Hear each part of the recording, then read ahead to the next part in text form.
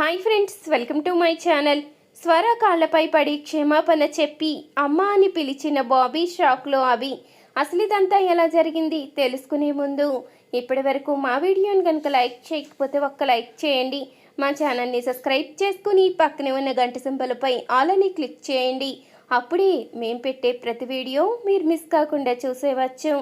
ఇక బాబీ అయితే లాకర్లో ఉన్న ఫోటో అయితే చూస్తాడు. ఇక దాంట్లో అభి స్వర ఫోటో చూసి ఒక్కసారిగా షాక్ అవుతాడు.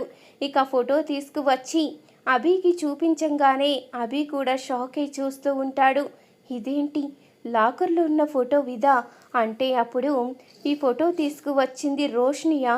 ఈ విషయం తెలియక ఆ బాక్స్ అక్కడ పడేశాను. ఇప్పుడు ఇది బాబీ చూసేశాడు.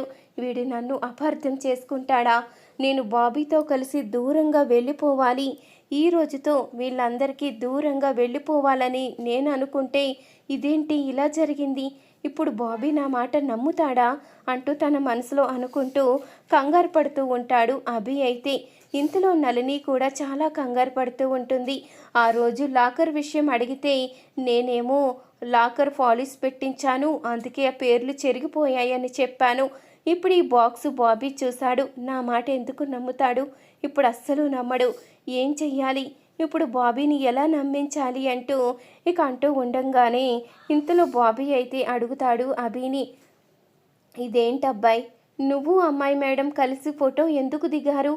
ఆ అమ్మాయి మేడంకి నీకు సంబంధమేమి? అది బాబాయ్, అదేం కాదు బాబాయ్, అది కావాలనే ఫోటో సృష్టించినట్టున్నారు అంటూ అనగానే ఇంక అబద్ధం చెప్పక అబ్బాయి, నువ్వు ఇప్పటి వరకు నాకు అన్ని అబద్ధాలే చెప్పుకుంటూ వచ్చావు.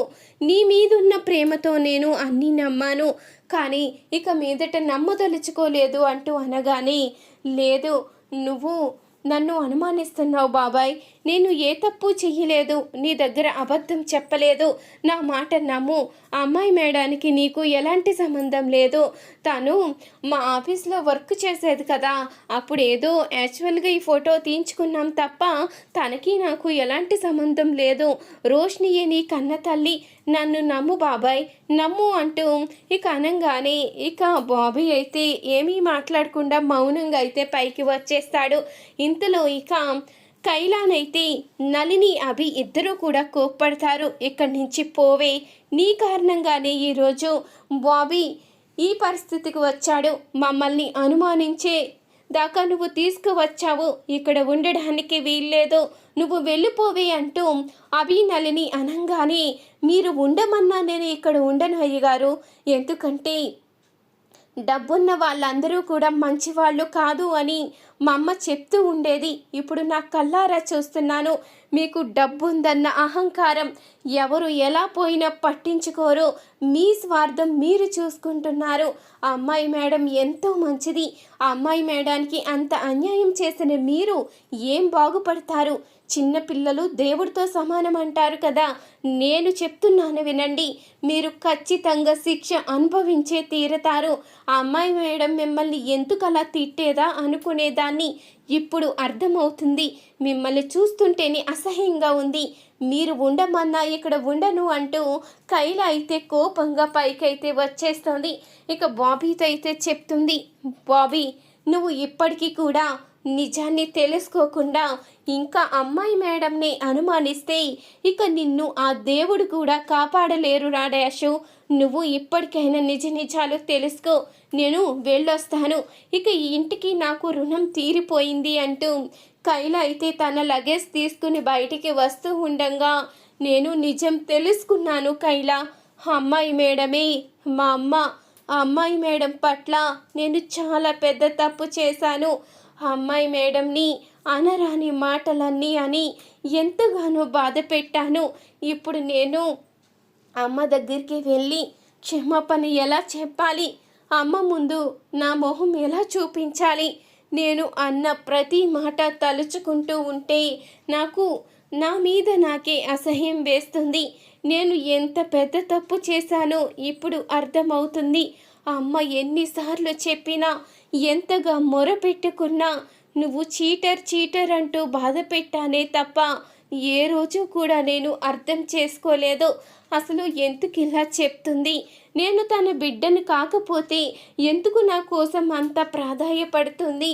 ఎందుకు నాకు ఇష్టమైన వంటలన్నీ వండి తీసుకువచ్చి వీళ్ళ చేత అవమానం పడుతుంది అని ఒక్కసారి ఆలోచించుంటే ఈరోజు పరిస్థితి ఇంత దూరం వచ్చుండేదే కాదు. ఆ రోజు నా కోసం ఎంతో ప్రేమగా పులిహోర గజ్జికాయలు వండి తీసుకుని వస్తే ఆ అబ్బాయి బయటికి నెట్టేసి అవన్నీ కూడా భూమి పాలు చేశాడు. ఆ రోజు కూడా నేను నా మనసు మార్చుకోలేకపోయాను.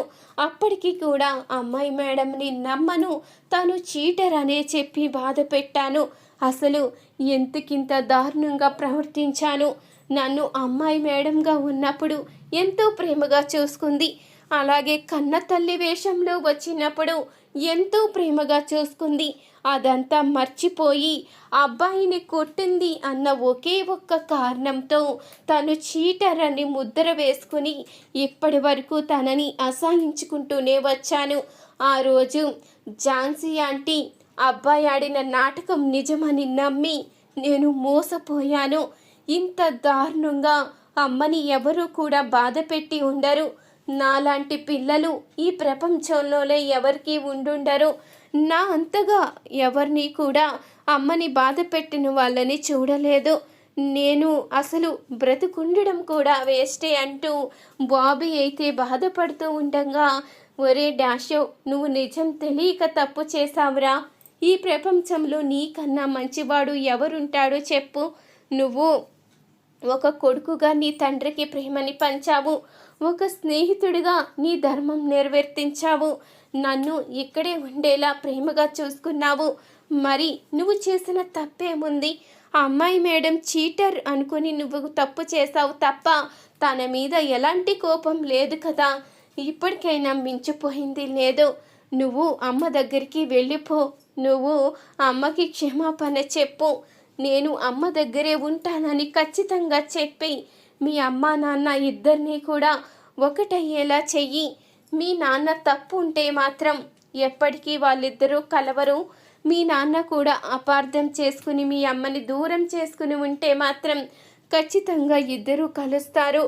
కానీ ముందు మనం చెయ్యవలసిన పని మాత్రం వెళ్ళి అమ్మాయి మేడంకి క్షమాపణ చెప్పడమే. ఇన్ని రోజులు తను పడిన బాధ అంతా పోయేలా నువ్వు ఒక్కసారి అమ్మ అని పిలిస్తే చాలు. ఆ తల్లి ఇన్ని రోజులు జరిగిన అవమానాలన్నీ మర్చిపోతుంది. నీ పిలుపు కోసమే ఎంతగానో ఆరాటపడుతుంది. ఆ పిలుపు కోసమే తప్పించిపోతుంది. నువ్వు వెళ్ళి అమ్మ అని ఒక్కసారి పిలవరా డాషు. నాకు చూడాలని ఉందిరా. నా తల్లి ఎలాగో నాకు దూరం అయిపోయింది. అమ్మ ప్రేమ నేను పొందలేకపోయాను.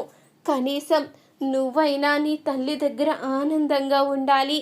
అది నా కళ్ళతో నేను చూడాలనుకుంటున్నాన్రా అంటూ కైలా అనంగానే, పద కైలా, ఇప్పటికీ ఆలస్యం చేశాను పద అంటూ ఇక బాబీ అయితే కైలాని తీసుకుని వస్తూ ఉండగా ఇంతలో స్వర అయితే వెళ్తూ ఉంటుంది. ఇక రోడ్డు పైనే స్వర కాళ్ళపైన అయితే పడతాడు బాబీ. అమ్మా, నన్ను క్షమించమ్మా. ఇన్ని రోజులు నిజం తెలుసుకోకుండా ఎంతో పెద్ద తప్పు చేశానమ్మా. నిన్ను ఎన్నో మాటలు అన్నాను. నిన్ను ఎంతగానో బాధ పెట్టాను. నన్ను క్షమించు. దయచేసి నన్ను మాత్రం క్షమించనన్న మాట అనొద్దమ్మా. నువ్వు లేకుండా ఉండలేను అంటూ బాబీ అనంగానే ఇక స్వర అయితే ఎంతగానో ఆనందపడిపోతూ ఉంటుంది. నాన్న బాబీ, నేను నిన్నెందుకు క్షమించనని అంటానురా. నువ్వు నా ప్రాణం, నువ్వు నా కన్న బిడ్డవి. అలాంటిది నిన్ను ఎలా దూరం చేసుకుంటాను? నువ్వు ఎప్పుడెప్పుడు అమ్మ అని పిలుస్తావని ఆ పిలుపు కోసమే ఎప్పటి నుంచో తల్లడిల్లిపోతున్నాను. ఈరోజు నీ నోటితో అమ్మ అని పిలిచావు. నాకు అంతకన్నా వేరే వరమేమీ అవసరం లేదురా. ఆ దేవుడు నా బాధని అర్థం చేసుకున్నాడు, నన్ను కనికరించాడు, నీకు నిజం తెలిసేలా చేశాడు. నాకు చాలా సంతోషంగా ఉందిరా, చాలా సంతోషంగా ఉంది అంటూ స్వర కూడా ఎంతగానో ఆనందపడిపోతూ ఉంటుంది. బాబీని దగ్గరికి తీసుకుని ఇంతలో బయటికి వస్తూ ఇదంతా చూసిన అభి అయితే ఒక్కసారిగా షాక్ అయిపోతాడు. అయిపోయింది. ఇక నేను అనుకున్నది మొత్తం అయిపోయింది. ఇక బాబీకి నిజం తెలిసిపోయింది. నన్ను జీవితంలో క్షమించడు. ఎప్పటికీ కూడా ఇక నన్ను అబ్బాయి అని కూడా పిలవడు.